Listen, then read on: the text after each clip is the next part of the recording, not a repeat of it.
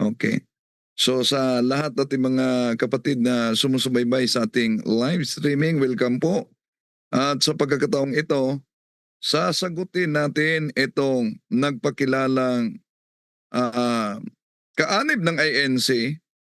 Siguro kilala ninyo ito. Mula pa noon, grabe na ang banat niya. Pero tulad ni Cesar Sineta, abay, nanghuhugas kamay. Bakit? Wala daw umanong kinalaman ang Iglesia ni Kristong Tatag ni Felix Manalo sa kaniyang sinasabi. Paano magiging walang kinalaman kung siya mismo ay nagtindig ayon sa mapanglinglang aral sa Iglesia ng Tatag ni Felix Manalo? Pakinggan muna natin. Talakayin po natin ngayon ang isang maling aral na ipinagkakalat ngayon ni Wendell Talibong. Sinabi na paano nalaman na yung talaga ang mukha ng ating mga santo. Natural, kasama natin yan. Ginoong Wendell Talibong, itigil na ninyo ang panluloko sa mga tao.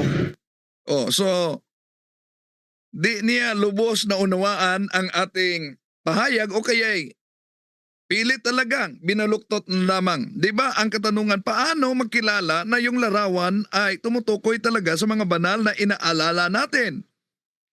Ang unang sagot ko, natural, sila'y mga kasama natin. Kaya yung mga larawan nila ay nagpaalala sa kanila. Maring araw daw umano ay at pinagtatawanan pa nitong kaanib ng Iglesia ni Kristong Tatag ni Felix Manalo yung paliwanag ko kung paano makilala ang larawan ng mga santo. So, naunang sinabi ko na ang mga larawang ito ay tumutukoy sa mga banal, sa mga tao na ating inaalala. Hindi iyon sinasamba. Pero, tanungin natin sila, itong si Kaagila daw siya. Hindi ba't may larawan din sila ni Felix Manalo? Paano nila nasisiguro na ang larawang iyon ay tunay na larawan ni Felix Manalo? E di, natural. Tagapagtatag nila si Felix Manalo. Kaya, natural na lamang na makilala nila. So isa-isahin natin ito mga kapatid sa pagsagot. Ito ang kaniyang video na ipinurward din sa akin ni Kabornok. Si Kabornok ang nag-request na kung maaari sagutin. Na nadaya ng maling pangangaral ng simbahang Katoliko. Muli po, kumusta kayong lahat?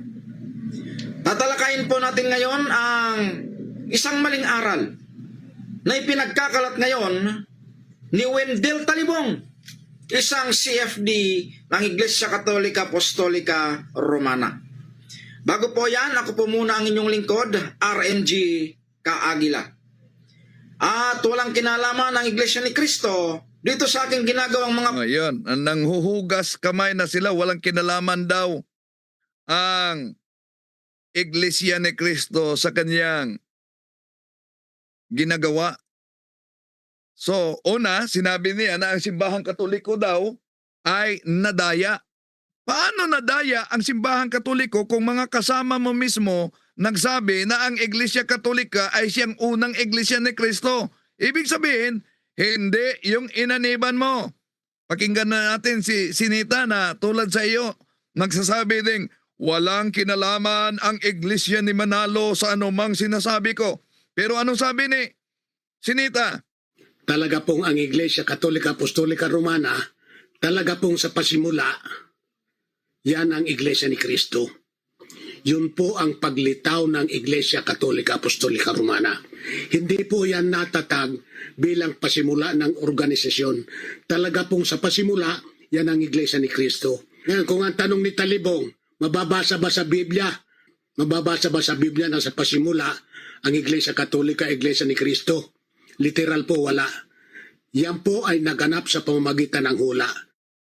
So, paano ngayon na ang simbahang Katoliko ay nadaya kung galing mismo sa mga kasama niyo sa Iglesyang Tatag ni Felix Manalo nagsabi ng Iglesia Katolika ang unang Iglesia ni Kristo? Malinaw na ito ang tatag ng ating Panginoon Jesucristo dahil ang unang Iglesia ni Kristo ay tatag ng ating Panginoon Jesucristo sa San Mateo Kapitulo 16, 18. Ngayon, kung sasabihin nila na nadaya o naligaw daw ang simbahang Katoliko, so ibig ba sabihin nabigo ang ating Panginoon Jesucristo na ingatan ang kanyang iglesia? Taliwas yan sa kanyang pangako na hindi mananaig ang pintuan ng impyerno laban sa kanyang iglesia. Walang totoong iglesia, mga kapatid, kundi pinatunayan mismo pa sa kasama ministro pa nila. Anong sabi ni Sandoval? Paano nadaya ang Katoliko kung ito ang sabi ng ministro ninyo? Ang Iglesia Katolika bilang isang organisasyon o samahang pangrelihiyon, yan po ang organisasyon pagka sinusi pabalik, yan ang dating Iglesia ni Kristo. Yan ang dating Iglesia ni Kristo. Yan ang dating Iglesia ni Kristo. Talaga pong ang Iglesia Katolika Apostolika Romana, talaga pong sa pasimula, yan ang Iglesia ni Kristo. Sa mga ANC nagsubaybay ngayon, paano masasabi nitong mga kaanib din at mga ministro kung di pala nila mapigilan ang katotohanan, mga kapatid, na ang simbahang Katoliko ay siyang unang Iglesia ni Kristo. Napakalinaw yan. Di lang nakasulat. Alam naman kung ang tunay na iglesia yung sa kanila. Bakit? Inasa Pasugo Magazine nila mismo. Anong sabi ng kanilang Pasugo Magazine? Tingnan niyo ang nakasulat sa kanilang Pasugo Magazine. Na ang may akda ay si Mary F. Ruiz. Di ba malinaw? Si Felix Manalo ang founder. Kaya dito pa lang sa kanilang Pasugo Magazine, abay, supalpal na. Tuloy natin. Patagalin, Di natin patagalin umano. talakayin na natin.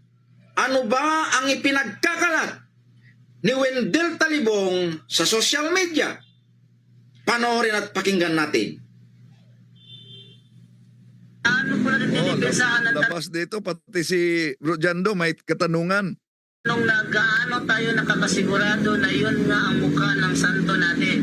Gaano tayo nakasigurado na yon ang mukha ng santo natin? Ni Jesus, ni Belen Maria at sa iba pa. Salamat. Yung sinabi na paano nalaman na yung talaga ang mukha ng ating mga santo, natural kasama natin yan. Ginoong Wendell Talibong, itigil na ninyo ang panluloko sa mga tao. Itigil na ninyo ang panliligaw sa mga miyembro ninyo. Ako na ang nagsasabi sa inyo. Hindi ninyo nakita ng mukhaan ang Panginoong Jesucristo. Nagbabase lang kayo. So hindi daw umano nakita mukhaan ang ating Panginoong Hesukristo. Di ibalik natin sa kanila kung yun ang argumento nitong si Mr. Aguila kasi ang kaniyang pinakilala na dahil hindi nakitang mukhaan, bakit? Naniniwala ka ba na ito ay larawan ni Felix Manalo? Kung naniniwala ka na larawan ito ng founder ng Iglesia ni Cristo na nasa medalyang tanso, tanong, nakita mo ba personal si Mr. Felix Manalo na founder ninyo? Hindi lang yan. Merong monumento si Felix Manalo, inaalayan pa ng Bulaklak, kung saan ang kanyang anak na kasalukuyang tagapangasiwa ngayon, eto, makita ninyo, nakatindig sa harap sa imahe ni Felix Manalo. Ngayon, kung ang argumento hindi nakita personal ang ating Panginoong Hesukristo, so mali na. Bakit? Nakita mo ba personal itong si Felix Manalo na nilagyan ng larawang tanso, di ba? So, mali ang argumento na hindi raw nakita ang mukha personal ng ating Panginoong Hesus, kaya hindi dapat paniwalaan. Kung ganon ang argumento, balik natin, nakita mo ba personal si Felix Manalo para paniwalaan mo yung tansong medalya, yung tansong rebulto ni Mr. Felix Manalo? Kung ang batayan, mga kapatid, ng paniniwala ay dapat nakita sa sariling mata, abay, ibig ba sabihin, hindi na rin pwedeng paniniwalaan yung mga bayani sa kasaysayan natin. Dahil yung mga bayani, sila si Jose Rizal at iba pa, hindi mo nakita sa sariling mga mata mo, kundi nasa monumento lang. Pero tandaan natin, ang pananampalataya ay hindi nakabatay sa literal na pagtingin lamang, kundi sa testimonya, sa kasaysayan, sa simbahang Katoliko, sa tradisyon na patuloy na nagpatotoo kaugnay dito. So kung tinanggap nila ang tansong imahe ni Mr. Felix Manalo base sa larawan at kwento na nakasulat mismo sa kanilang pasugo, bakit mo tinanggihan ang imahe ng ating Panginoon Jesucristo? Kung sasabihin na hindi yan totoo mo ka, ayon sa ating Panginoong Hesus, San Juan Kapitulo 10:14, kilala ko ang aking mga tupa at kilala din ako ng aking mga tupa. So, kung hindi tumuka ng ating Panginoon Jesucristo, dahil early Christians, kahit na sa katakom, may mga larawan sa early Christians. Ano ang larawan ng ating Panginoon Jesucristo na tinututulan nila na hindi daw Diyos? Pero si Felix Manalo, na ginawa nila ng monumento, anghel daw. Tuloy natin. Ang Panginoong Hesukristo. Hindi ito napatunayan. Mr. Wendell Talibong. Hindi daw umano napatunayan yung larawan ng ating Panginoon Jesucristo ay talagang ang ating Panginoon Jesucristo. Meron pa tayong larawan sa Divine Mercy na napakita kay Santa Faustina, di ba? Bakit? Ano din ang hawak mong ebidensya na itong larawang ito hindi talaga napatunayan? Ano din ang hawak na ebidensya na yung larawan na tanso ay napatunayan kay Manalo? Dahil po ba siya founder ninyo? Tuloy natin. Kaya hindi pwedeng gamitin. Huwag ninyong iligaw ang mga tao. Okay, hindi napatunayan kaya hindi pwedeng gamitin. So ibig ba sabihin, dahil para sa inyo ang tanso na larawan ni Felix Manalo na inaalaya ng bulaklak na patunayan, kaya pwedeng gamitin. Iba't si Felix Manalo lang ang may ganyan. Di po ba? How about yung Iranio Manalo? Ba't din yun nilagyan ng larawan? Kung si Felix Manalo ay pinakilala ninyong anghel, di ba anghel? Ang anak niya, si Iranio Manalo. Ang tanong, hereditary ba ang pagka-anghel ni Felix Manalo? Anghel ba din si Iranio Manalo? Okay, tuloy natin mga kapatid. O ano na? Ba't naghang ka? O ano? Una, yung imahe o rebulto ng simbahan na ginagamit natin sa pagpaalala sa Kanya. Sang-ayon ba ang tunay na Diyos? O, sang-ayon ba umano ang tunay na Diyos na ang larawan ay ginagamit sa paalala sa Kanya? Ang tanong, balik natin. Itong medalya ni Felix Manalo, sang-ayon ba ang Diyos na ginagamit ninyo ito?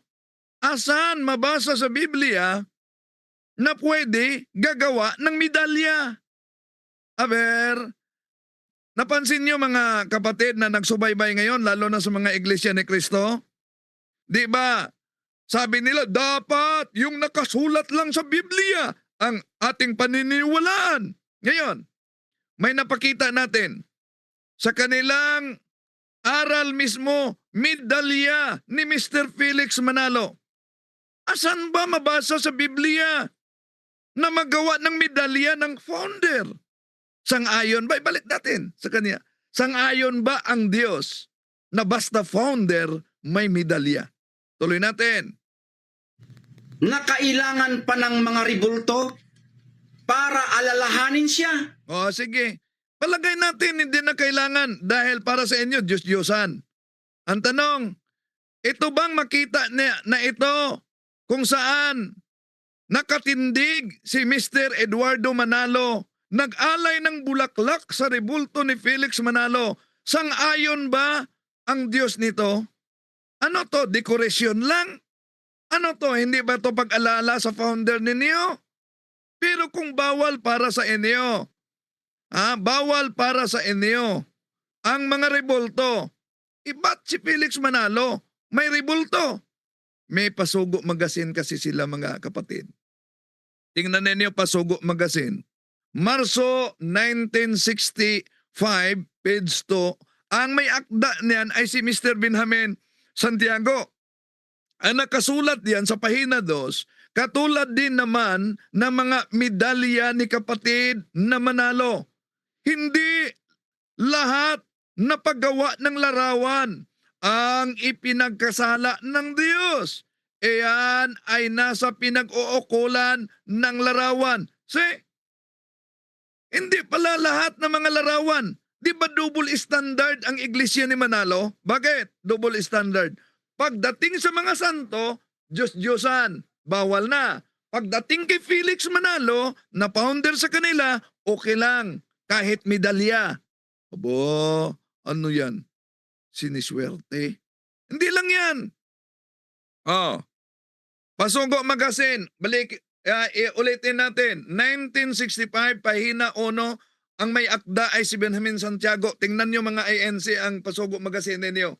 Ano nakasulat? Di ba sinabi diyan na noong ipinagdiwang ninyo ang ika-50 anibersaryo ng Iglesia ni Cristo, mabasa natin na sinabi ni Benjamin Santiago na sa pagtitipon daw, asan? Doon sa Araneta Coliseum, inilagay ninyo sa libu-libong mga kaanib ng INC yung tinatawag ninyong relikya ng tronong likmuan ng yumaong si kapatid na Felix Manalo. Anong inilagay ninyo sa harap ng libu-libo? Yung upuan ni Felix Manalo. Bakit? Inilagay ninyo ang upuan ni Felix Manalo sa harap ng libu-libo. Bakit? Natural. Inaalala ninyo yung nakaupo noon. Pero ang tanong, kung Biblia lang, asan mabasa sa Biblia na pwedeng ilagay sa harapan ng mga kaanib yung upuan ng founder para sa pag-alala sa kanya? Di ba? So, napansin niyo, pag sa mga santo, bawal daw alalahanin sila. Pero pagdating kay Felix Manalo, kahit upuan, okay na para maalala siya. Ba't upuan? Di ba dandami pang gamit ni Felix Manalo? Bak upuan ang pinili ninyo? Di po ba sa panahon ni Felix Manalo, meron din siyang arenola? Ba't hindi arenola? Tuloy natin. Mabuti mga kaibigan at mga kababayan, si Ginoong Wendell Talibong na rin ang pasagutin natin. Ako talaga ang binanatan nito. Kaya nga, pinorward ito ni Kabornok sa atin. Juan 10:14, ano sabi ng ating Ayan, Juan 10:14. Panginoon sa salita ng Diyos? Sabi ng ating Panginoon, ako ang mabuting pastol. Kilala ko ang aking mga tupa at ang aking mga tupa at kilala din ako ng aking mga tupa. Magandang sinabi ni Mr. Talibong. So maganda pala. Maganda pala yung sinabi ko. Nakilala ng ating Panginoon Jesucristo ang kanyang tupa at kilala din ng mga tupa ang ating Panginoon Jesucristo. Tanong, kung kayo ang tupa at hindi kayo kambing, ano ang imahe ng ating Panginoon Jesucristo kung kilala ninyo ang ating Panginoon Jesucristo? Pero ano ang gagamitin niyang pang-counter dito para akala niya makalusot? Kaya ang tanong, kapag ka ba kilala ng mga tupa ang Panginoon at kung kilala ng Panginoon ang kanyang mga tupa, kailangan pa bang magkaroon ng mga rebulto at mga imahen?